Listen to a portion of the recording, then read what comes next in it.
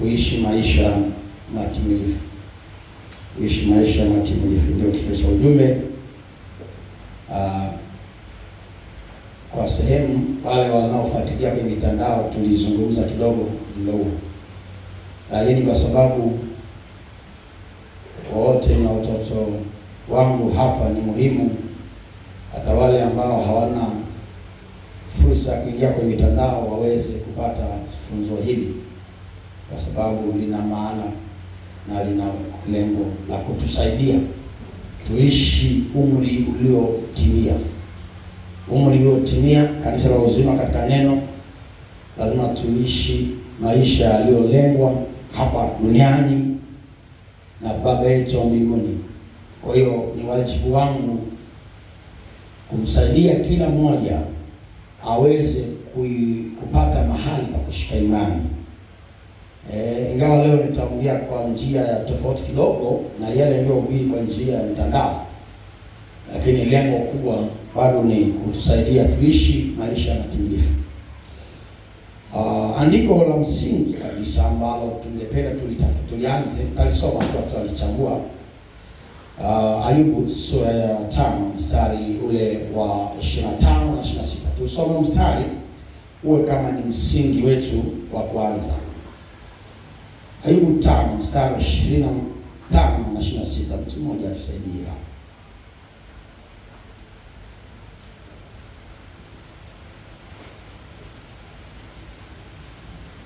Tena utajua ya kwamba uzao wako utakuwa mwingi. Sura ya 5 mstari wa 25 na 26.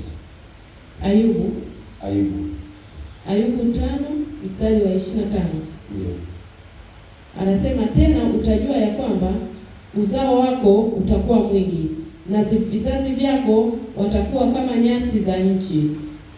26. Utafika kabrini mwenye umri mtimilifu, kama mganda wa ngano ulivyo wakati wake. Mstari wa 26 ndio kiini kabisa cha somo letu. Rudia mstari wa 26, kila mtu ausikie vizuri. Utafika kabrini mwenye umri mtimilifu. Sema wote maneno hayo. Utafika kabrini mwenye umri mtimilifu. Rudia tena. Utafika kaburini mwenye umri mtimilifu. Kwa sauti zaidi. Utafika kaburini mwenye umri mtimilifu. Hilo ndio nataka lizame katika moyo wako. Lizame katika moyo wako. Ni mapenzi ya Mungu sisi wanaye aliyotuweka duniani tuishi umri uliolengwa kusudiwa na yeye aliyetuweka hapa duniani, na hiyo ni umri mtimilifu. Umri mtimilifu. Kwa hiyo Daudi tutamtumia tena kidogo kama ambavyo nilimtumia kwenye siku iliyopita. Daudi, kitabu cha Zaburi sura ya 118 mstari wa 17 anasema maneno haya kwamba sitakufa bali nitaishi, nami nitayasimulia matendo makuu ya Bwana. Hapo tunataka tujenge wazo moja. Anamaanisha nini Daudi anaposema sitakufa bali nitaishi? Anakataa kufa. Ni binadamu gani hapa duniani mwenye ujasiri wa kukataa kifo? Ni binadamu gani ambaye anapumua, ana mwili wa damu na nyama, ambaye anagoma kufa? Hapa tunaweza kusema hivi, Daudi hakumaanisha kwamba hatakufa, ila alikuwa anatangaza hatakatiziwa uhai wake na adui aliyekuwa anawinda uhai wake. Alikuwa na adui aliyekuwa anawinda uhai wake, na alitaka kukatisha umri wake kabla ya kusudio la kuumbwa kwake. Na alipotambua kwamba kuna tishio la uhai wake kukatishwa, akagundua pia Mungu amemleta duniani kwa kusudi maalum. Hivyo akasema, sitakufa bali nitaishi. Maneno hayo hayo nataka na sisi tuyachukue, tukiyaoanisha na mstari wetu wa Ayubu, tukiwa na maanisha kwamba tutafika kaburini tukiwa na umri mtimilifu, tukiwa na maanisha kwamba tutafika kaburini tukiwa tumemaliza kabisa majukumu yaliyotufanya tuwe duniani. Hiyo ndio ukiri ambao tunahitaji mtu mmoja mmoja kama kanisa, ili tuchukue na tuweze kutendea kazi. Na nitaongea katika vipengele vitatu. Kweli tunahitaji hiyo neno la kukiri, lakini kuna kazi ya kufanya ambayo nitaizungumza leo. Maisha matimilifu au marefu hayaji tu kwa kuwa umeyasema, kwa kuwa umeyatamani. Yanahitaji kuzingatia vigezo fulani na masharti fulani ambayo ni muhimu kwa kila mmoja anayetamani kuwa hivyo aweze kujua. Hapa tutaangalia aina za kifo ambacho tunapaswa kukataa, na talenga vifo viwili au vitatu, na nitazungumzia zaidi kile kifo cha mwilini, cha mtu kufa kimwili. Hiyo ndo nitaenda hapo zaidi. Lakini kuna kifo ambacho tunakiweza kukisema, mtu anaweza kukataa kwenda jehanamu. Hiyo ndio namba moja. Kataa kwenda jehanamu ni ukiri muhimu na mzuri ukiwa hapa duniani. Kukiri kukataa kwenda jehanamu ni kukataa kufa, kifo cha milele. La pili ni kifo cha nafsi, ambacho hicho kinahusika sana na hisia zetu na utashi wetu na upendo wetu katika maisha. Kwa nafsi unaweza ikafa na ikakosa matumaini, ukakata tamaa kabisa, ukakosa kabisa matumaini hapa duniani. Nafsi imekufa, lakini unaishi, mwilini bado upo. Na kifo cha mwisho ambacho kitaoana kwa karibu na kifo cha nafsi ni kifo cha kimwili, kufa mwilini na usionekane tena kwa mwili huu, ila uende kuwa katika umilele au maisha yasiyo na kikomo. Kwa tutaangalia hivi vipengele vitatu. Daudi aliposema sitakufa, lakini leo Daudi anatajwa kama ni kati ya watu walio mbele za Mungu ambao mwili umeshaondoka, ila rohoni yupo, anaishi na yuko mbele za Bwana, ila kimwili hayupo. Kwa hiyo kipengele cha kwanza ambacho kila mmoja wetu anapaswa kukataa kufa ni kifo kinachomhalalisha yeye kuenda kuishi motoni, kwenda jehanamu, ni kutengwa na Mungu milele. Hicho ndicho kifo cha kiroho. Tunahitaji kuamini neno la Mungu linasema nini juu ya maisha ya milele, na tuamini neno,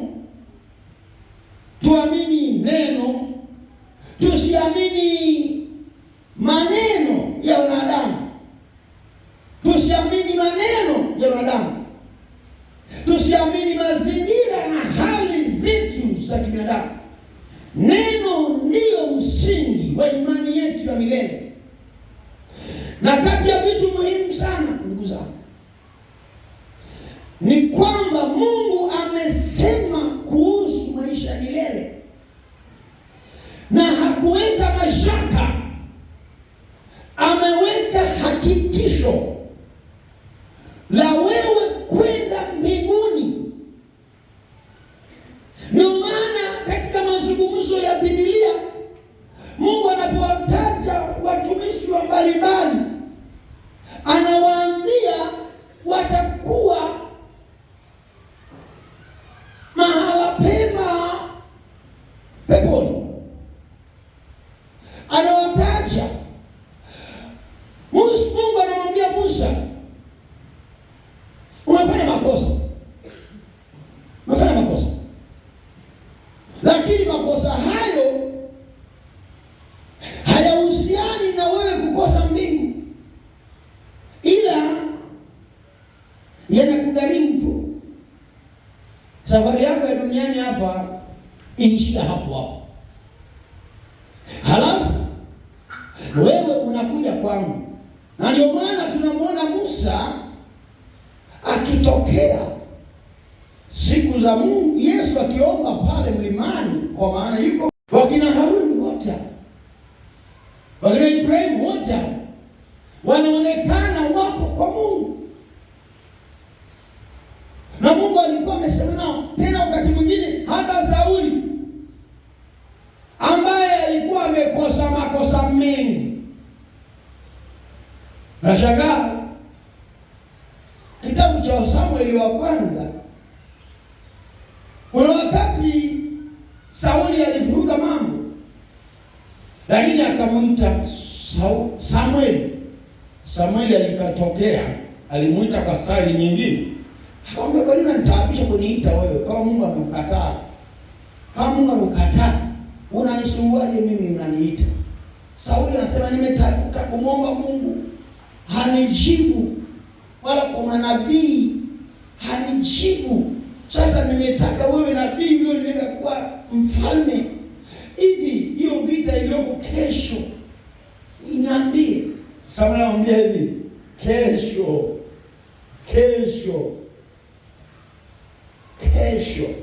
wewe pia utakuwa pamoja na mimi hapa. Unaona, anamwambia naenda kwa huku katika ulimwengu wa wafu kwangu, na kweli kesho akafa vitani. Hata inaonyesha kwamba na yeye alienda kule. Kuna watu sana, ukiangalia Biblia unajiuliza maswali, walienda mbinguni au vipi? Wakina Sulemani na kadhalika. Unataka kujua maswali. Tuache hivi, nataka kuonyesha tu kwamba Mungu anaingia juu ya maisha ya baadaye. Ni kama vile kutoka kwenye maisha haya kubadilisha tu na kwenda maisha mengine.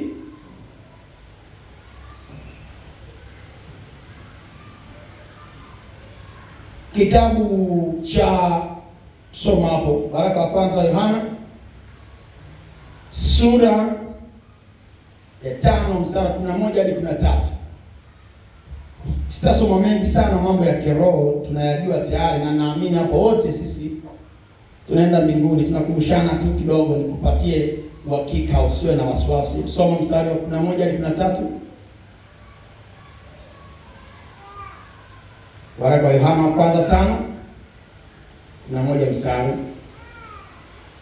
hadi 13.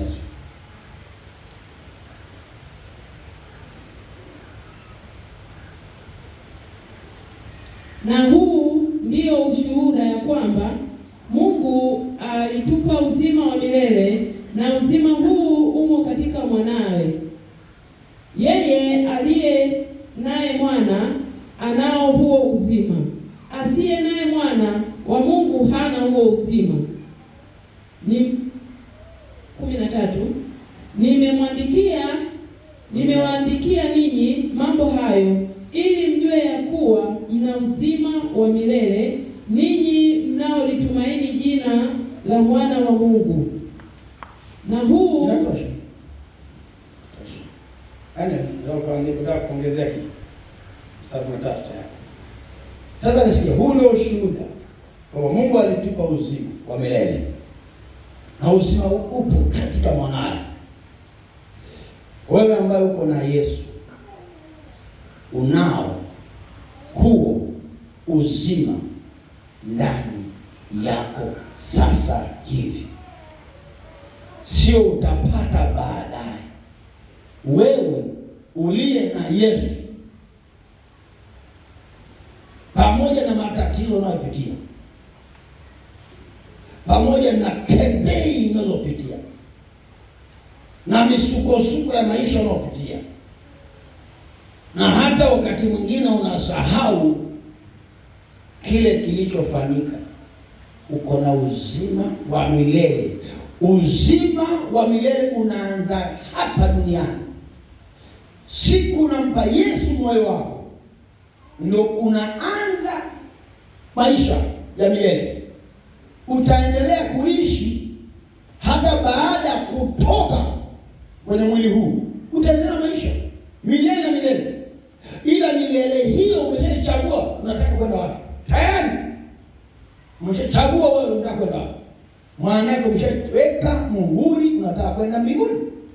Utaishi, ndio maana uzima wa milele. Kuna mauti ya milele. Wewe ambaye umemwamini Yesu, tayari una uzima. Wewe ni mtoto wa Mungu. Kwa hiyo kile kifo una uwezo kusema nakikataa. Una uwezo kusema siendi jehanamu. Unaweza kwa ujasiri kusema na kwenda mbinguni. Hilo ni muhimu sana, uendelee kukiri. Ujikumbushe. Sasa kuna maandiko mengi ambayo pia yanaenda kutuchanganya pengine. Lakini hatuchanganya, Biblia imejitafsiri vizuri sana. Kuna maandiko kama Ezekiel 18:20 kuendelea. Roho itendayo dhambi ndio itakayokufa. Mwana hata uchukua uovu wa baba yake, wala baba hata uchukua uovu mwanae. Kila mmoja atakufa kwa uovu wake. Halafu anazungumza, afichaye dhambi zake hatafanikiwa, lakini asiungamaye na kuziacha anapata rehema. Sasa basi tubuni mkapate dhambi zenu zikaondolewe, zikafutwe, ili zikaje nyakati za kuburudika. Sasa unasikia kuna namna mbili. Namna ya kwanza inaongelea wewe kuwa mtoto, na hiyo ndio inayotajwa kwamba umekuwa kiumbe kipya. Lakini ukisoma waraka wa Yohana 1:9 inaongelea kuhusu ukweli, bado tunakosea, tunatenda dhambi, bado tunatenda dhambi, tunakosea. Sasa ni muhimu sana ujue muunganiko. Inapozungumza tukisema hatuna dhambi, tunajidanganya na kweli haimo ndani yetu. Tukiziungama dhambi zetu, yeye ni mwaminifu na wa haki, hata atuondolee na dhambi na udhalimu wote. Ina maana hatupaswi kutengeneza mazingira ya kutenda dhambi. Roho Mtakatifu aliye ndani yetu ni kiongozi ambayo tunatusaidia tuchukie dhambi kabisa. tutake kuishi matakwa ya Mungu. Lakini lazima ujenge imani kwamba wewe ni raia wa mbinguni. Kuanzia sasa ni raia wa mbinguni. Sitakufa bali nitaishi. Sitakwenda jehanamu. Mimi ni wa mbinguni. Na ukijua hivyo, Roho Mtakatifu atakusaidia ukikosea. Atakusaidia ukikosea. Na ukitaka kujua tusipokuwa wanafiki, ukweli hapa tulipo, kila mmoja akiwa mkweli kabisa, tunakoseana sisi kwa sisi. Siku moja nikazungumza na wale wachungaji, nikamwambia sisi wakati Mungu tunaitwa watakatifu. Na watakatifu kweli kweli. Lakini haina maana kwamba ukosei. Niwaambie wale wanao kwa nyumbani kwako, watoto wako, mke wako, mume wako, ndio wanakujua kwa vizuri. Makosa yako mezuri mengi sana. Makosa ni mengi. Mfano mimi, mke wangu anajua makosa yangu mengi sana, lakini ananivumilia na ananisamehe. Kama angekuwa anivumilia na kunisamehe, tungekuwa ameshakuja hapa sasa hivi kama msikilizo. Unajua ananifanyia, msimsikilize na mtamwamini hata kama anasema watu ambao utawaamini sana, watoto wako wakisema kwa hiyo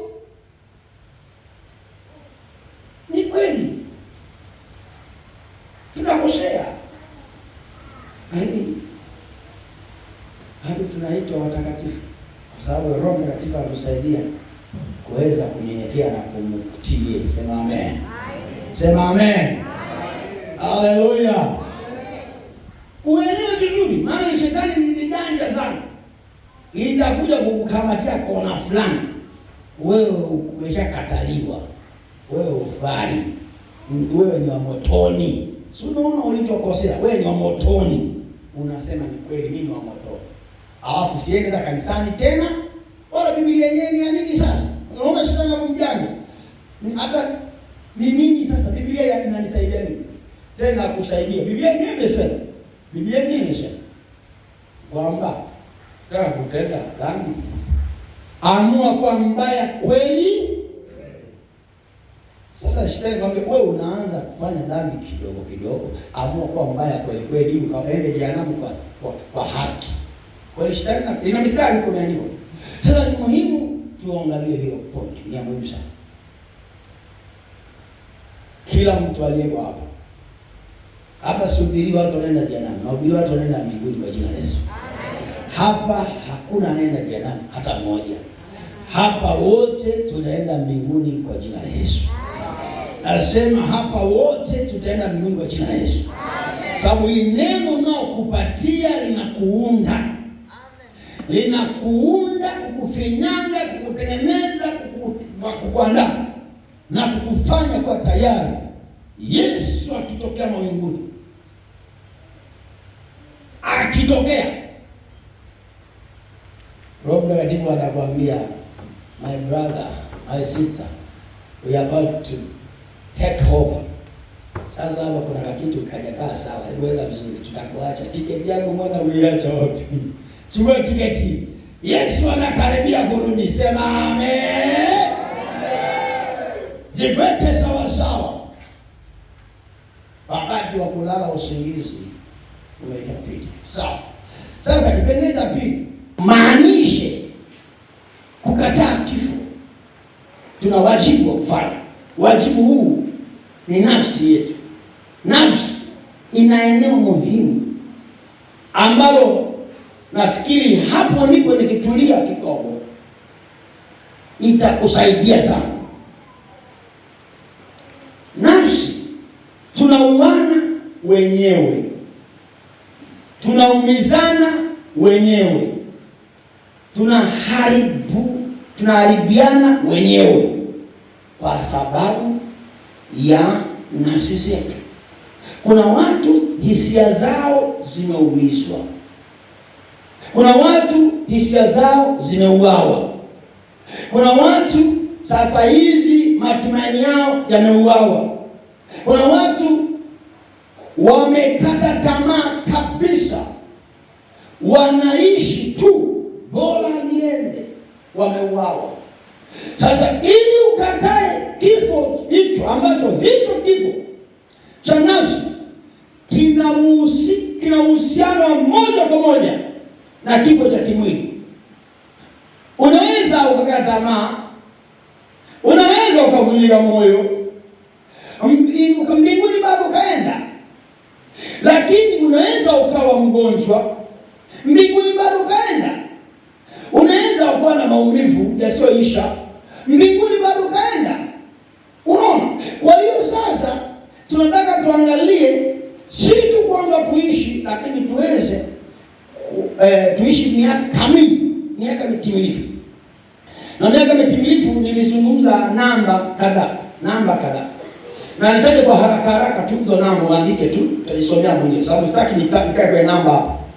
Namba ya kwanza ambayo inatufanya tujipime, tunapanda kwenye Zaburi 90 mstari wa 10. Inaongea sisi maisha yetu ni kama miaka 70. Kama tuna nguvu zaidi miaka 80. Kwa hiyo unaandika pale hiyo miaka mtimilifu. Kwa hiyo wewe utakuwa unainua imani yako kulingana na ile ahadi. Hiyo namba inageuzwa kuwa ahadi ya Mungu kwako. Hiyo namba nayo kupatia unageuzwa kuwa ni mapenzi ya Mungu anayotaka wanadamu waamini, washike hiyo ahadi itokee kwao.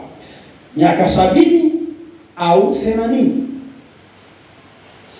Lakini ukiona imani yako haiko hapo, unatamani zaidi, kuna Isaya 65 mstari 20 inaongelea miaka 100, kwamba mtoto wa kwenu, hakuna mtoto ambaye hatatimiza siku, lakini mtoto wa kwenu atakufa akiwa na miaka 100. Sasa mimi sitaki kufafanua sana hapo, lakini nataka tu kuonyesha namba miaka 100 inageuze kuwa ahadi ya Mungu. Lakini miaka 100 inawezekana isiwe ndio imani yako. Unaona kwamba haikutoshi. Ile kitabu cha Mwanzo 6 mstari wa 3, I think, kama sio 3 anzia mstari wa 3 utapata tu hiyo neno. Mungu akapunguza miaka, akasema wanadamu wataishi miaka 120. Miaka 120 unaichukua kama ahadi ya Mungu kwa wanadamu.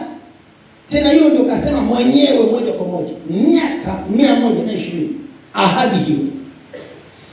Lakini kama miaka 120 wewe una imani kubwa zaidi, unaruhusiwa kuongeza kibibilia kabisa.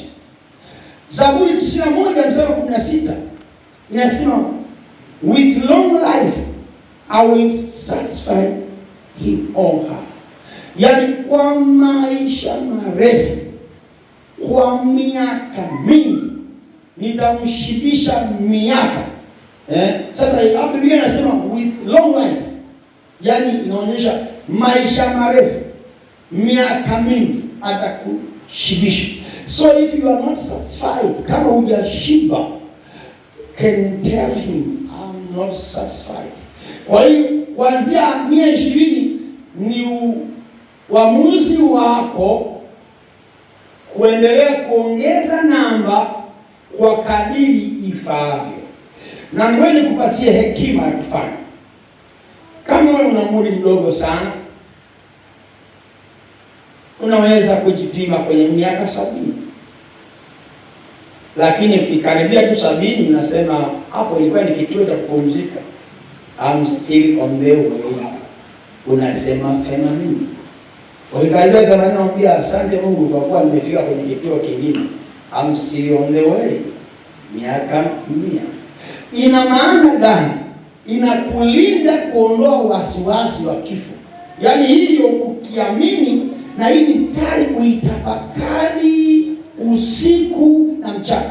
Kama unapenda maisha, hii mistari kaikalie kabisa, hata yaani wewe mpaka hata mtu akikuuliza useme kwa kichwa. Kwa sababu ni ufunguo. Hapa nakuwa tu ni ufunguo.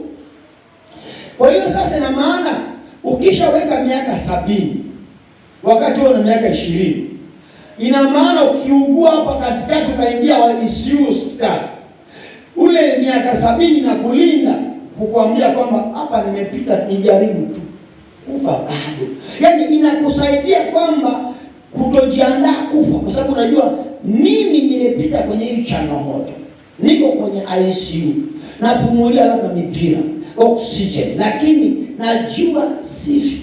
Kwa nini? Kwa sababu nimeshika namba. Unaangalia namba yangu ni miaka 20, miaka 70 bado miaka 50 mbele. Kwa hiyo unaona, kwa vile vile kila mmoja anapokuwa na namba fulani mbele, umefika mahali kwenye mazingira mazito ya tishio la kifo, lakini umejiwekea miaka fulani, unasema asante, hiyo tishio najua hata kama ni moto Mungu utaniokoa kwenye huo moto. Hata kama ni simba unajua jinsi ya kuzuia meno ya simba yasimtafune. Hata kama ni ajali unajua jinsi ya kunisaidia nisiibiwe na ajali. Kwa hiyo ni namna itakao kujengea imani na kuondolea woga wa kufa, kwa sababu ya ile namba ambayo umeigeuza kwako kuwa ahadi. Kwa hiyo hizo ni namba ambazo nimekupatia, zisome. Soma kariri ukiwa unaomba, unazitaja, halafu unazitaja ukiombea familia yako, taja kabisa. Mshukuru Mungu, mwambie Mungu, najua hatari ni nyingi, lakini mimi nakuamini. Umesema unaliangalia neno lako ulitimize. Baba, mimi nalishika neno, lakini sijui nitapitaje kwenye jaribu hili, sijui nitavukaje mtihani huu, sijui msaada unatoka wapi. Ila najua unatoka kwako, ila huo utatumia njia gani sijui, utumia binadamu nani sijui. Kwa hiyo niko hapa, sina pesa ya bima. Hali hii nimeambiwa ni tete, ugonjwa huu pengine hauna dawa, na kwa kweli daktari ameshanipa na mazingira ya kifo changu, lakini Mungu naamini neno, na hii neno aliamini, ila sijui itapita tokaje, lakini nakuamini. Ili imani inakusaidia kuona wewe unataka utimilifu wa miaka ni ngapi. Utaenda kaburini ukiwa na umri mtimilifu.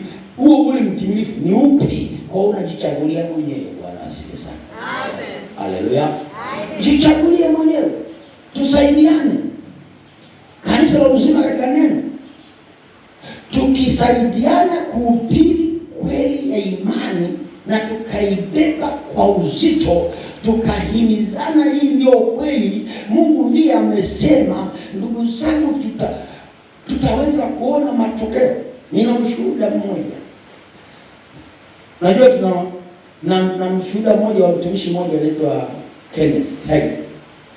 Nilipoenda Amerika nilitembelea kanisa lake mara kadhaa. Kama mara 3 hivi nimeshaenda. Huyu mtumishi anashuhudia. Anasema alifundisha kanisa lake kweli. Yeye ni mtu wa kufundisha neno zaidi. Anasema hakuwahi kuzika miaka mingi sana, kama sio 10 na kitu 20 nadhani, hakuwahi kuzika mshirika wake hata mmoja. Haina maana ukawa ugui, haina maana kwa picha, lakini aliwafundisha imani ya neno. Halafu kila mmoja akaamua kushika neno na akabaki kwenye hiyo neno, na akawa akihubiri na wale wakatafakari hiyo neno. Kila mmoja akawa kweli ameamua kwamba mimi binafsi nataka kuishi miaka kamili, na hivyo wakaishi. Kwa nini? Mungu anaanza kuliangalia neno. Na ndio maana utaelewa thamani ya kanisa la uzima katika neno. Tumebeba kila kitu.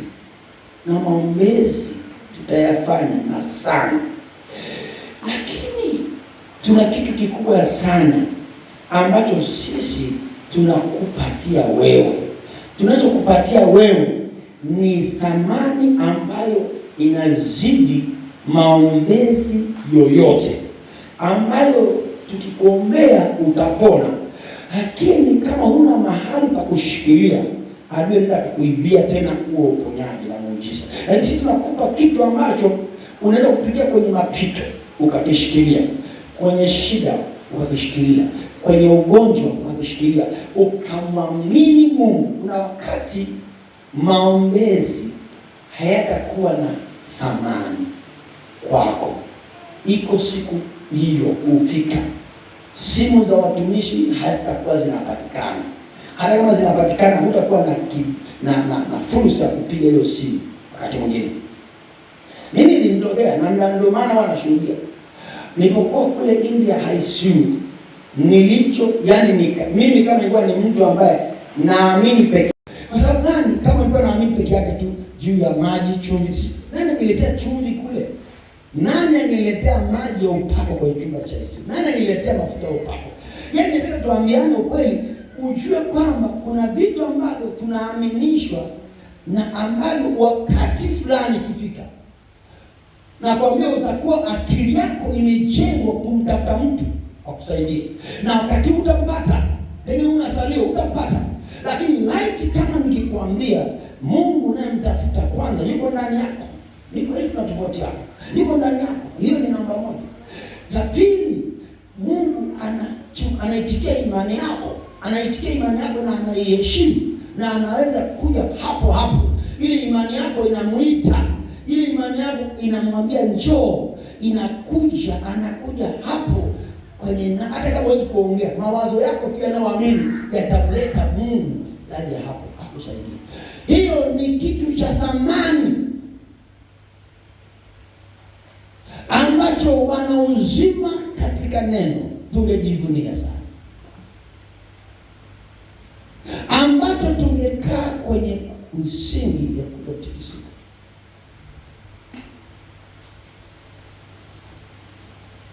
Sawa. Sasa nasi ili uweze kufanya wajibu wako, usipate kile unachosema sitakufa, kuna jambo la kufanya. Lazima la kwanza ni lazima sisi tuangalie, tuishi katika undugu rafiki. Undugu nani kuongelea? Undugu wa kweli.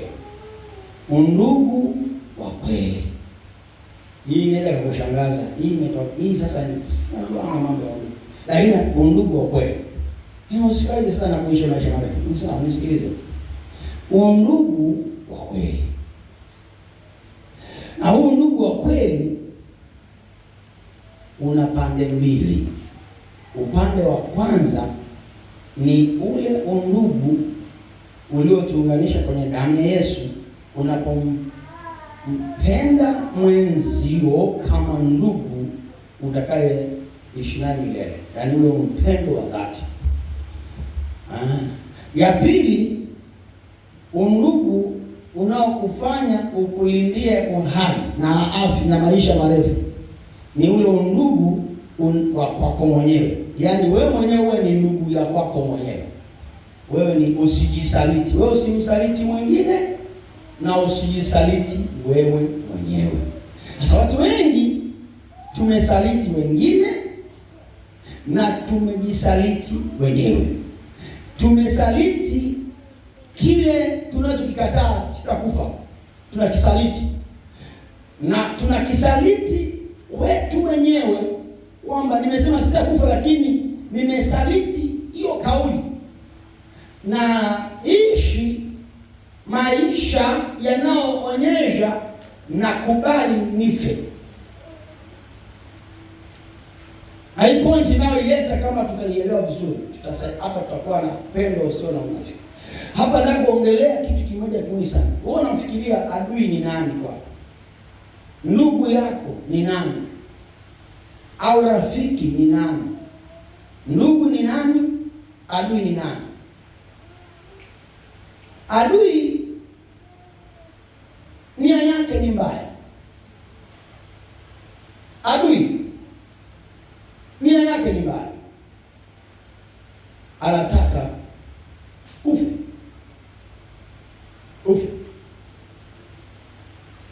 Sasa adui ni nani?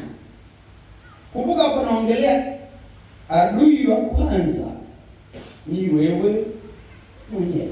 Naongea adui unaanzia wewe mwenyewe. Tunajenga kupata siri ya kuishi maisha marefu. Na tunamwangalia adui ambaye anaanza na wewe mwenyewe. Na nikuonyesha mfano. Unasema mimi huyu ni ndugu yangu, wewe nakupenda. Kweli nampenda huyo unayemsema. Kweli ni rafiki yako, rafiki kabisa. Maana ndugu, kuna ndugu rafiki. Hata ndugu pengine kuna ndugu adui. Sasa lazima nasema ndugu rafiki ambaye huyo akifanyiwa jambo baya, akiumia unasikia kuumia. Akisikia kuteseka na unateseka. Na unatengeneza mazingira ya kuamua kwenye hilo jambo. Unatumia gharama nyingi kumtoa kwenye hiyo mkwamo. Hiyo maana yake huyo ni ndugu, lakini pia unaongeza neno rafiki. Na hii inakuja kwenye mfano ule kwamba wazazi ndio wanao upendo huo. Wazazi kwa watoto. Mama, tuchukulie zaidi mama.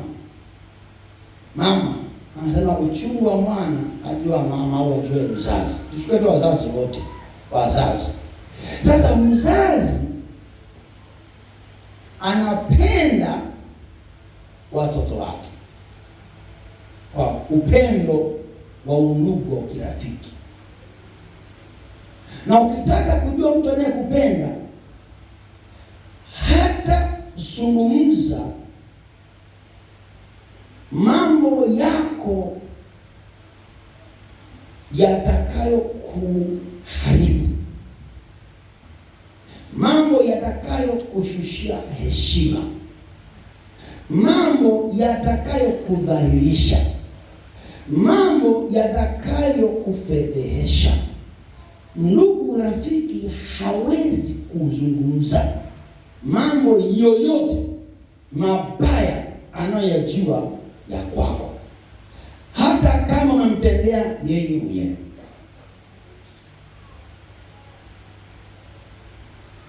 Mimi leo au mama hapa leo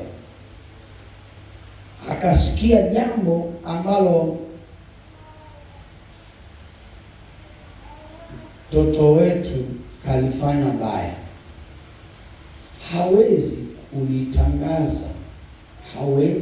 kulitangaza, maana litamwathiri mtoto wetu. Hawezi kulitangaza. Mtoto wako hata kama ni jambazi, uwezi ukatoka ukaanza kusema mwanangu ni jambazi. Ujue wewe una ndugu rafiki. Ni kweli amekosa, lakini hutaenda kuongea kosa lake kwa dunia. Mtu ambaye ni ndugu rafiki atakuambia wewe mwenyewe. Na ndugu wa kweli rafiki ni yule mtu anayekwambia ukweli wewe mwenyewe.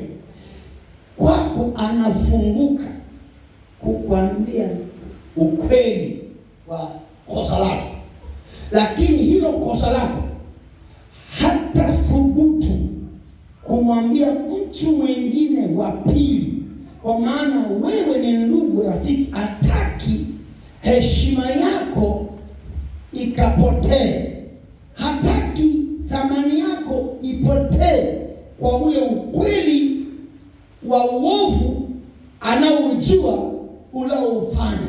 Hata kusema atakwambia wewe mwenyewe. Kama mtu akija kwako,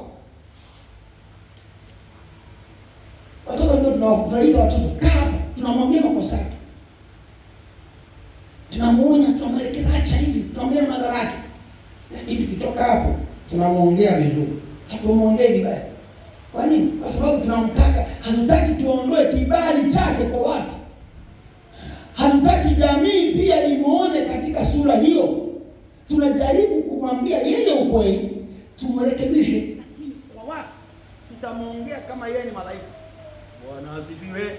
Amen. Sasa ukijua hiyo ndiyo njia pekee ya kutambua. Hata kanisani ukitaka kujua ndugu rafiki, utajua sasa, nina ndugu rafiki, sisi wapendwa, au nina ndugu adui. Nazungumza adui na ndugu. Sasa adui atachukua mambo yangu ya ukweli kabisa, mimi tuna dhambi, ukweli kabisa, ataenda kwa mwingine asiyejua dhambi zangu, atazianika kwa mwingine, kwa sababu hajali fedheha nitakayoipata, hajali aibu nitakayoipata, hajali jamii itanikataa, hajali adhabu nitakayopewa, hajali. Yeye anasema nasema ukweli, yeye anasema tu ni ukweli, ni kweli kasi, lakini ujue huyo sio ndugu rafiki. Ndugu rafiki hawezi, wewe chukulia tu mwanao, huwezi ukataka huyu, hata kama aliiba, huwezi ukasema jamani, huyu aliyefuta nyumbani huyu, huwezi. Utamwambia kaa chini, utamwambia usirudie tena jambo hili, na utamwonya. Huwezi kumwambia jamani, huyu ndio mpiga mawe. Sasa ndiyo tunauana hivi. Mwambie wewe ni ndugu rafiki au ni ndugu adui? Kanisa tukiamua kuwa ndugu rafiki, kanisa hili litakuwa na afya. Haleluya. Tutakuwa na afya ya kipekee, kwa sababu tunajua siwezi kuchukua jambo nalolijua la mwenzangu baya nikalimwambia mtu wa pili. Kama nampenda, namwambia yeye mwenyewe hili jambo ni baya, umemwambia yeye mwenyewe, kwa ataona ule upendo mkubwa sana. Ataona umemkinga, umemlinda na umemfundisha kuacha tabia fulani. Sema amen. Sasa hiyo ukiishika, tutakuwa tumezuia vifo vingi, kwa sababu hiyo inazalisha chuki mbalimbali. Hata kama umetenda kosa, ukasikia mtu fulani kalieleza kosa lako mwingine, hata kama unajua ni kweli nimefanya, ni lazima utamchukia yule. Utamchukia, utampenda kwa sababu nasema ukweli wa kosa lako. Utampenda kwa sababu umesema ukweli kuhusu kosa lako kwa watu wengine, majirani wote. Unampenda? Huwezi kumpenda, tayari utamchukia. Unaona hiyo chuki imeanza. Kwanza utakasirika, utamchukia, utakuwa na uchungu, utakuwa na ghadhabu. Hiyo vitu sasa ndio vinaanza kualika kupingana na kauli yako ya sikafu. Wewe bila kujua unaanza kualika watumishi wa kifo. Unawaalika watumishi wa kifo, wakina hasira, wakina chuki, wakina uchungu, wakina kutokusamehe, wakina ghadhabu, wakina matusi. Unawaalika wote, wanaingia kwako. Alafu bado unataka kuishi umlimtimilifu. Lakini hujui, kwa sababu yule amekufanya jambo ambalo bila wewe kujua. Yaani ni automatically, hatuwapendi wanaotuchukia. Ni ngumu sana. Yaani ndivyo tulivyo. Huwezi kumpenda mtu anayekutaka uharibikiwe. Huwezi kumpenda mtu anayetaka wewe ufukuzwe kazi. Hata kama amejua umekula rushwa alafu akakuchoma, hutampenda. Unaweza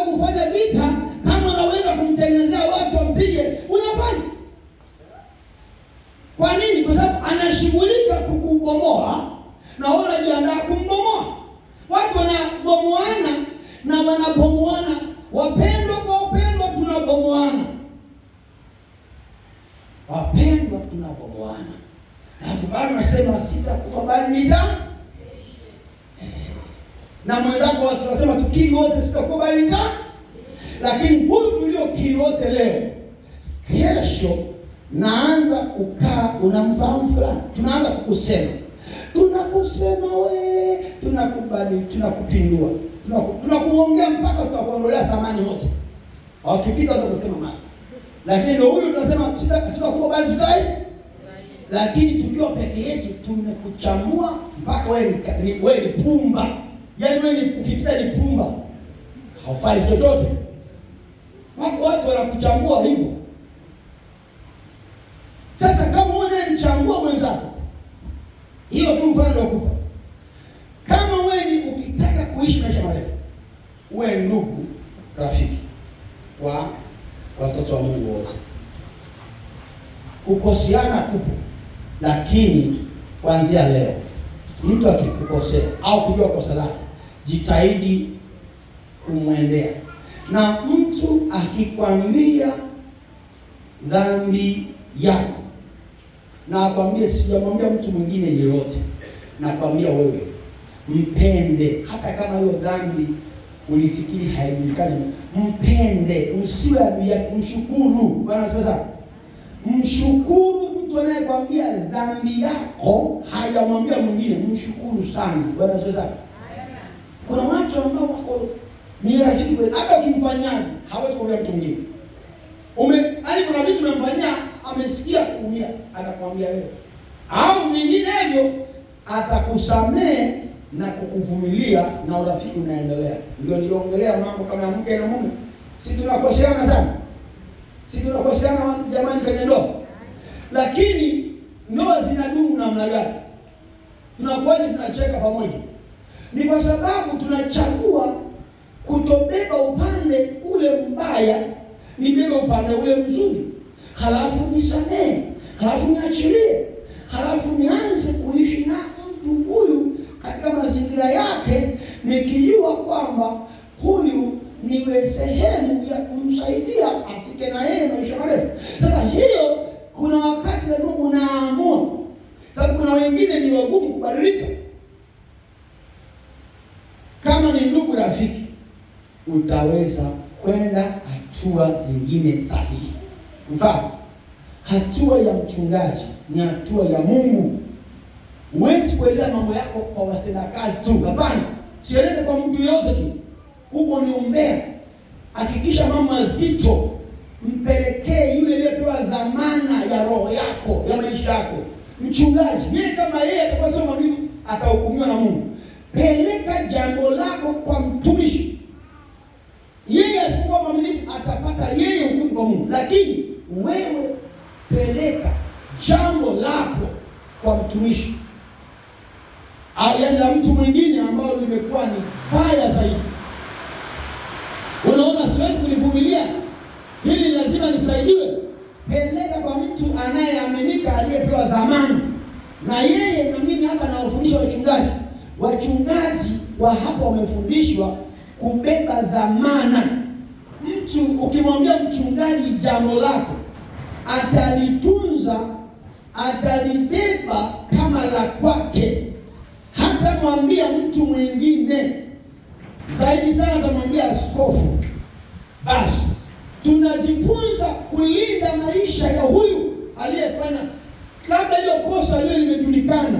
Kama hilo kosa halijajulikana, likijulikana hapo, ninasema kitu kikijulikana inabidi kishughulikiwe kwa ngazi ile ile ambayo kimejulikana.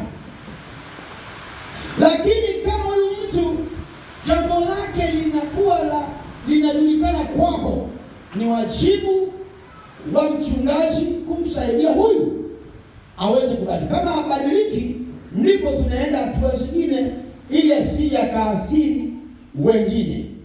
Sasa ni muhimu, kama tunataka kuwa na afya na uzima wa maisha marefu, tuwe tayari kuonywa.